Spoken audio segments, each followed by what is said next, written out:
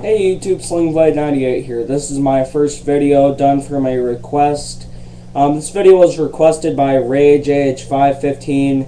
The original comment was, hey, how about a video that's about wrestlers that have stupid gimmicks and costumes like Jay Lethal, Curryman, Shark Boy, and AJ Styles, and how they should go back or how they should go back, change, or go back to how they were. Thank you for your comment, and well, really, I think the brunt of pretty much most of the bad gimmicks in the wrestling world is pretty much TNA. They have by far the largest accumulation of bad gimmicks in pretty much any wrestling company. I actually did a video on TNA's bad gimmicks back in January, but I watched it again, and it kind of sucked. It was biased, kind of too short, and just not really constructive, just kind of TNA bashing. So anyways, let's get to it. I'm looking at the TNA roster here, kind of go down the list on guys with bad gimmicks and kind of who should actually go back to the way they were, like RageAge515 said. Super Eric, pretty much the most unnecessary gimmick thus far. It's absolutely the worst superhero gimmick in any wrestling company ever, pretty much. This is completely horrible, and it has consumed Eric Young, who is actually a relatively good wrestler. I think he should just go back to the way he was before. Eric Young has never been that interesting to me as a character, but he was certainly a lot less terrible with his crummy paranoia gimmick than with his absolutely shitty Super Eric thing. And I just hate how they are playing this card, like this angle where he's completely oblivious that he actually is Super Eric. So that's kind of stupid. Just kind of put back normal, okay, Eric Young. Other times it kind of works when they give him a bad gimmick. I know that might sound weird, but let me give you the example I'm trying to point out. Black Machismo. This is probably TNA's most successful gimmick change. It sounds like a bad gimmick, and it is really a pretty gay gimmick, but it has actually worked for Jay Lethal, who never had a super strong character. He kind of had the P.D. Williams type character, just relatively weak character that just kind of contoured to the storyline that he was put into. Anyways, this has actually worked for Jay Lethal. I think that they should kind of keep the attire, keep the moniker of Black Machismo, but drop the Randy Savage impression and maybe just tone down a little bit of the other things too. But it seems to be working since they're doing this thing with SoCal Val and Sanjay Dutt. Sanjay Dutt also has a very bad gimmick, the Guru, which it hasn't really gotten him as much of a fan base as Black Machismo got Jay Lethal, so really, I think they should get rid of the Guru thing, or if they're going to keep it, I think they should change it by changing him heel, like a lot of people have said. It would work great. They probably could have done that at Lockdown, and it would have worked well, but Sanjay Dutt was eliminated in about 2.5 minutes, so anyways, they should turn him like heel, have him attack Jay Lethal. I'm not taking credit for this idea. I'm just saying it would work well. Anyways, yeah. On to the next person, Shark Boy. As I said in the beginning, I will kind of try to say why they're doing this.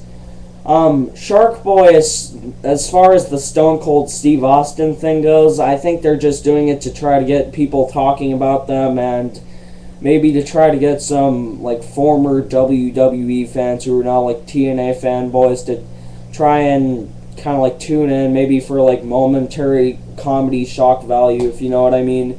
But really, he can't do the stunner too well. It's really stupid.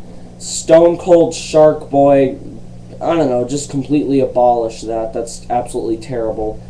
Anyways, going down the list, well, TNA has quite a plethora of bad gimmicks to choose from.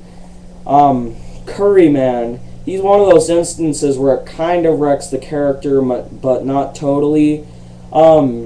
Christopher Daniels is a phenomenal wrestler. I'd say, kind of eventually try to drop the Curryman thing, revert him back to 2005 Christopher Daniels, which was when he was great. It was prior to that thing where he was trying to imitate Sting, and really TNA didn't create this bad Curryman gimmick. Christopher Daniels portrayed it in Japan prior to this, but it was their fault for bringing it to us on Impact. So yeah, just turn him back to regular Christopher Daniels. On the other hand, it kind of hasn't completely wrecked him that much as it has like with Super Eric. His antics and costume are kind of gay, but he still does some entertaining moves, and he can put on an okay TV match. So yeah, that's kind of it on Curryman. So yeah, Black Rain is pretty much giving a bad gimmick to a bad wrestler. He's freaking Dustin Rhodes is out of shape. He's washed up. And Black Rain is a horrible character. Him and Relic are pretty much jobbers. I would say get rid of them. No one really cares too much about them. Yeah, pretty simple on that. I don't think there's anyone who'd be angry about me saying that Impact would be better off without Relic. Well, Relic is actually okay. I take that back, but it would definitely be better without Black Rain. So yeah, I'd rather have Judas Macias than Black Rain. Anyways, TNA isn't the entire source of bad gimmicks in wrestling, at least. As I said previously, it is the brunt of it, but now we'll look at some of WWE's bad gimmicks. They do have some, but it is to a much less extent. And sometimes a bad gimmick will actually be kind of enjoyable.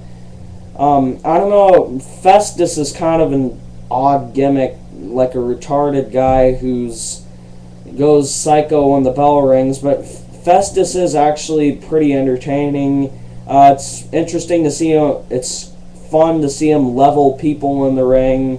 The haymakers, the bicycle kick, the fireman's carry, flapjack. Yeah, really, that's enjoyable but kind of stupid gimmick. Yeah. Who else is there? On kind of another note, bad gimmicks aren't just kind of given to wrestlers, they're also given to storylines.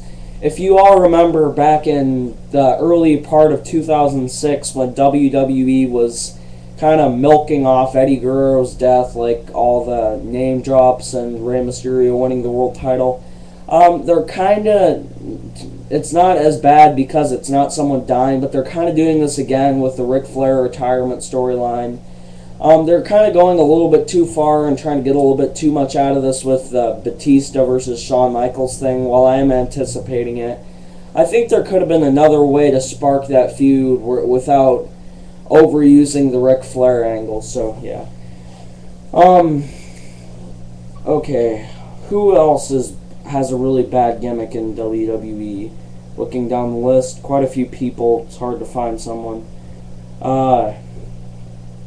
I don't know.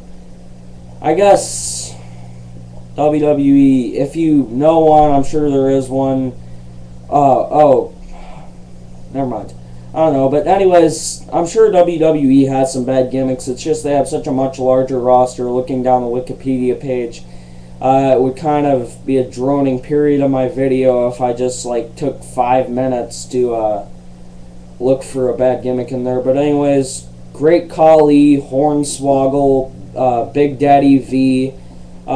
I enjoy Colin Delaney, but this thing where he keeps losing is kind of questionable. I'm not really going to elaborate on those because I have about 55 seconds left. So in the end, TNA kind of has some bad gimmicks. Oh yeah, I forgot Prince AJ. Further AJ Styles from this storyline completely. It has kind of consumed him. He's not the phenomenal wrestler we know is inside of him. It has semi kind of hampered on his wrestling skills. I mean, he's still entertaining to watch, but a little bit less so since he's been put in the shadows of, throughout the time, Christian Cage, Tomko, and Kurt Angle, who I would say he probably has more talent than all of them. I don't know, but anyways, definitely more than Tomko. So, yeah, just pretty much maybe turn him heel. Maybe he could turn on someone, and then we could through that, get back to normal AJ Styles. Anyways, I'm almost out of time. Any more requests will be taken. Slingblade98 out.